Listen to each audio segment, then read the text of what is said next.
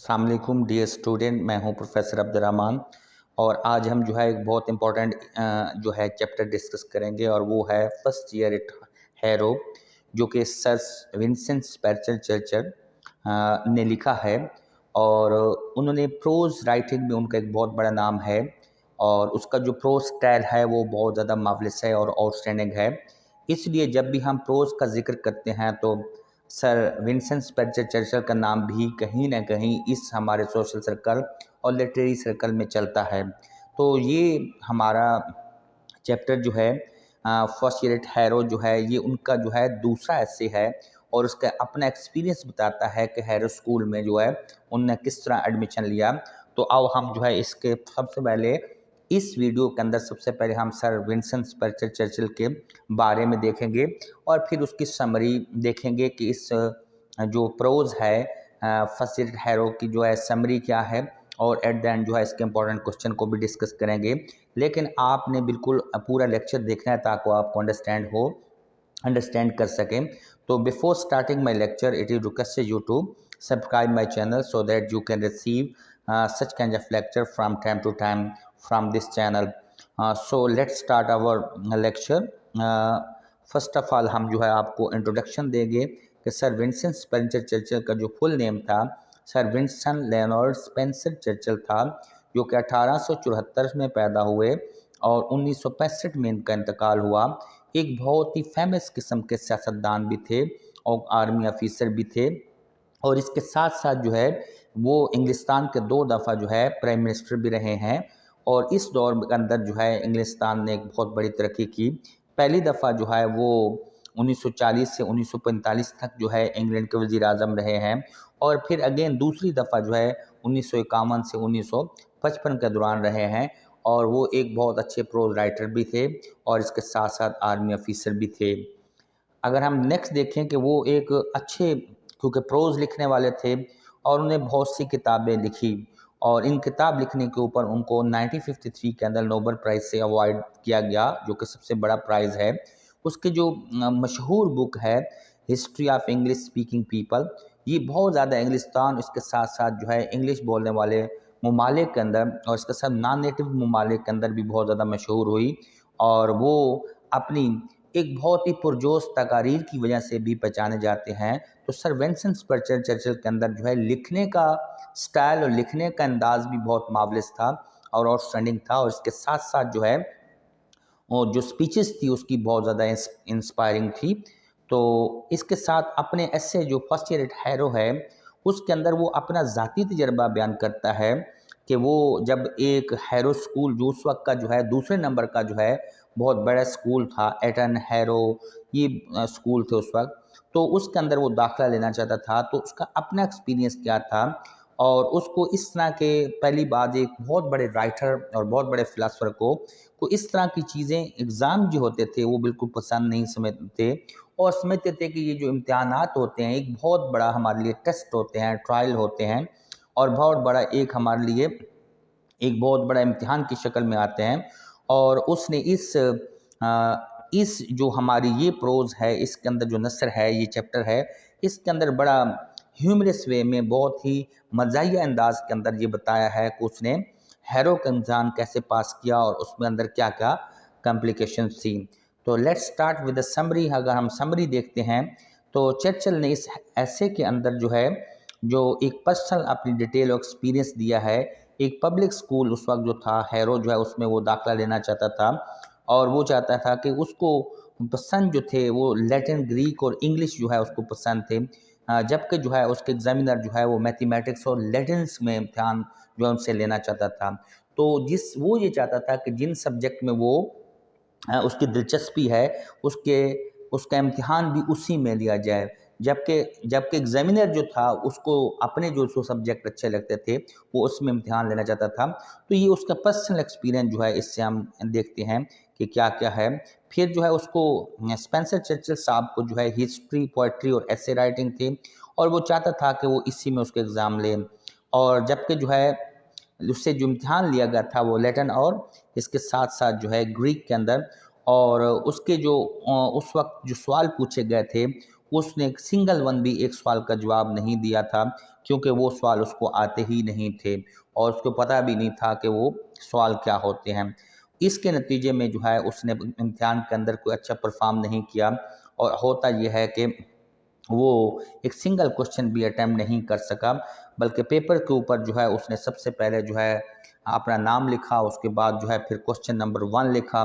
Question number 1 लिखने के बाद बहुत सोचता रहा, रिफ्लेक्शन करता रहा। रिफ्लेक्शन के बाद उसके इर्द गिर्द ब्रैकेट लगाई और ब्रैकेट लगाने के बाद जो है फिर कामाज पुट कर दिए और कामा पुट करने के बाद उसको उसी तरह छोड़ दिया।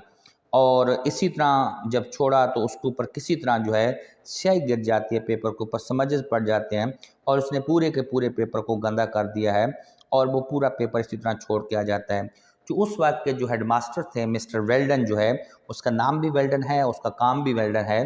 तो वो बहुत ही फ्राग दिली और ब्रॉड माइंडेड थे और वो हमेशा चीज़ों को जो है ऊपर से नहीं बल्कि उनकी चीज़ों को डेप्थ से देखते थे। उनके अंदर ये सगेसिटी पाई जाती थी कि वो चीज़ों को है मिनिटली देख लेते थे। सिर्फ वो पेपर मैनिफेस्टेशन के ऊपर बिलीव नहीं करते थे, बल्कि दूसरी चीज़ों को भी वो डेप्थ में देखते रहे और इस तरह जो है उसका जो है मिस्टर वेल्डन ने जो है उसको पास कर दिया और उसकी एग्ज़ाम में परफॉर्मेंस जो है वो उसको दाखिला मिल गया और दाखिला मिलते ही जो है और वो सेम कैटेगरी के अंदर जो है वो काफ़ी रहा और इस तरह उनको क्लेवर लड़कों के ऊपर जो है बहुत ज़्यादा एक्सपीरियंस मिला। अगर जो है हम उसको देखें कि उसकी देखें कि उसको लिस्ट से भी कोई फ़ायदा हुआ, क्योंकि जो स्कूल की लिस्ट थी वो अल्फ़ाबेटिकली जो है वो दर्ज कर दी गई थी और अल्फ़ाबेटिक जैसे इसका असल नाम जो है वो स्पेंसर चर्चिल थे। स्पेंसर चर्चिल जो है वो एस से शुरू होता है, तो इस तरह उसको अगर जो है इसके साथ-साथ मेरिट पे भी उसको कोई फ़ायदा नहीं हुआ और इसके साथ-साथ जो है जो सीनियरिटी लिस्ट बनी थी स्कूल की अल्फ़ाबेटिकली, तो उनको स्पेंसर चर्चिल को जो है नेम से भी कोई फ़ायदा नहीं हुआ। तो इस तरह जो है और उसका जो लिस्ट में जो है नाम जो है उसके नीचे 2 लोग थे, जो स्टूडेंट और थे जिन्होंने दाखिला लिया हो था, जिनका नाम आया था लिस्ट के अंदर। तो रिग्रेटफुली जो है वो 2 तालिब इल्म जो जिसके नाम से नीचे थे, वो बीमारी या किसी वजह से वो भी चले गए और सर स्पेंसर चर्चिल को जो है उसका नाम अब उस लिस्ट के अंदर हैर स्कूल की लिस्ट के अंदर बिल्कुल आखिर पे था। तो स्पेंसर चर्चिल कहते हैं कि उनको जो है नाम से भी कोई फ़ायदा नहीं हुआ और इसके साथ-साथ उसकी परफॉर्मेंस से भी उसको कोई फ़ायदा नहीं हुआ। उसके बाद जो है जब लोग सारे जो है लैटिन और ग्रीक सीखने जाते थे, तो वो कहता है कि हमें जो है जितने भी लोग थे हमें इंग्लिश सिखाने के लिए भेजा जाता था और एक बहुत ही शानदार किस्म का आदमी था जिसका नाम मिस्टर समरवेल था। वो उनको इंग्लिश पढ़ाता था और उसका अंदाज़ ऐसे था कि शायद किसी का भी ना हो और उसने जो हमें बेसिक इंग्लिश स्ट्रक्चर जो दिया था वो बहुत शानदार था और वो उसका तरीक़ाकार टोटली डिफरेंट था और हम ये प्रैक्टिस तकरीबन हर रोज़ करते थे और इसके साथ-साथ पार्सिंग को भी एनालाइज़ करते थे। जैसा कि वो क्या करते थे, मिस्टर समरवेल जो है एक लंबे सेंटेंस को जो है वो डिफरेंट जो है कंपोनेंट में जो है उसको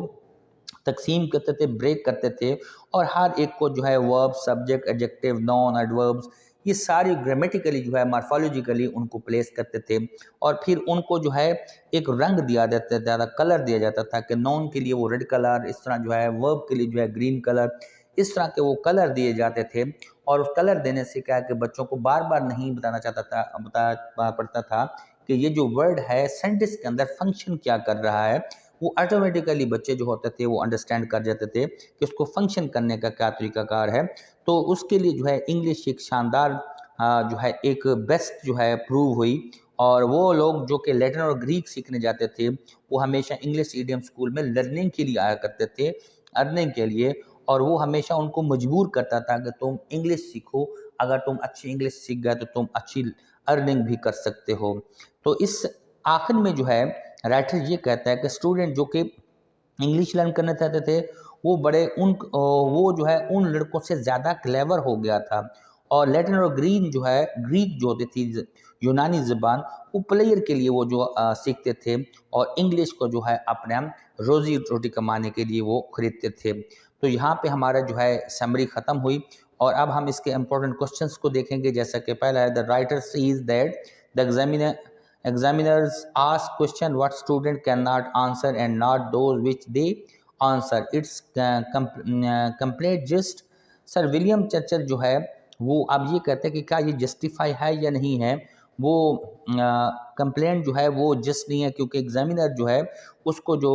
सिलेबस होता है उसी के मुताबिक उसने इम्तिहान का जो है लेना होता है, इसलिए स्टूडेंट को उनमें गो थ्रू होना चाहिए। क्वेश्चन नंबर 2 जो है, what sort of question were asked by examiners, examiner ने जो है किस किस्म के सवालात पूछे थे विलियम स्पेंसर चर्चिल को। तो उसने वो ज़्यादातर क्वेश्चन हासिल करते थे जो सिलेबस में थे, और उसने अपना एक फार्मूला सेट किया था, और ऐसे क्वेश्चन जो है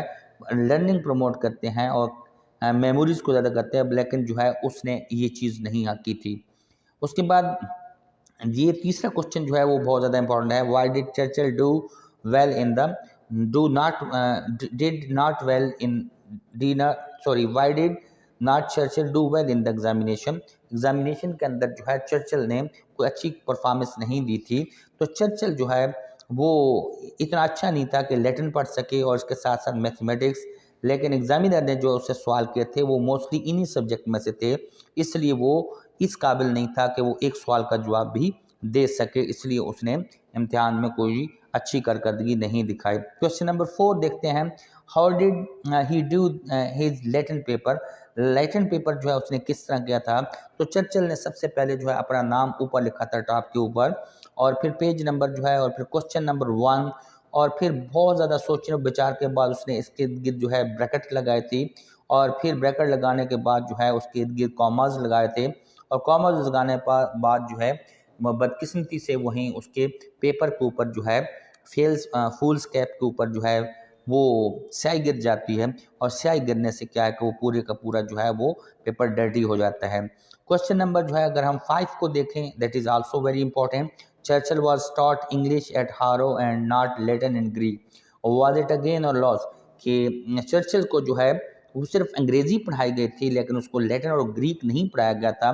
तो क्या उसके लिए ये नुकसान था या फ़ायदा था। तो Churchill master the English language, अब क्योंकि चर्चिल जो है वो इंग्लिश लैंग्वेज के अंदर बहुत ज़्यादा मास्टर हो चुका था और वो उसको एक्यूरेटली यूज़ कर सकता था, तो उससे जो है यह सबसे ज़्यादा फ़ायदा ये हुआ कि उसकी कम्युनिकेशन स्किल जो है और बहुत ज़्यादा हुई, तो उसे और इसके साथ लिखने की ताकत भी बढ़ी, तो उसको इसके ऊपर कोई लॉस या नुकसान नहीं हुआ, उसने बहुत अच्छे तरीके से ये किया। तो हम ये कह सकते हैं कि उसने लॉस नहीं बल्कि गेन किया था। तो लास्ट क्वेश्चन जो है that is very very important, what good did his 3 year stay at हारो डू हिम, कि जो 3 साल का पीरियड जो हैरो स्कूल में था उसका, उसके लिए उसने क्या बेहतर किया। By remaining in the same class, कि वो तीन दफ़ा सेम ही क्लास में जो है वो रहा था। तो चर्चिल ने जो है इंग्लिश बहुत थॉरोली सीख ली थी और उसके लिए एक शानदार थी, तो उसके लिए एक बहुत बड़ी ब्लेसिंग थी, क्योंकि अब वो इंग्लिश कम्युनिकेशन जो है उसका बहुत स्ट्रांग हो गया था, और उसके अंदर जो बेसिक इंग्लिश स्ट्रक्चर है, एक सेंटेंस के अंदर जो स्ट्रक्चर होता है वो बहुत ही मजबूत और शानदार हो गया था। इस तरह जो है वो इससे बहुत ज़्यादा लर्न किया, तो इसलिए क्या है कि उसने 3 साल एक क्लास में लेने से उसको नुकसान नहीं बल्कि फ़ायदा हुआ कि इंग्लिश लैंग्वेज वो बहुत अच्छी सीख गया। So that was my lecture, thank you so much for watching my lecture. It was about first year hero by Spencer Churchill. So if you have any question regarding this presentation and as well as chapter, you can also write us by message and as well as in comment section, and you can also write me on email. Thank you so much for watching my channel. So we will come another chapter in the next our video. Thank you so much once again. Allah Hafiz.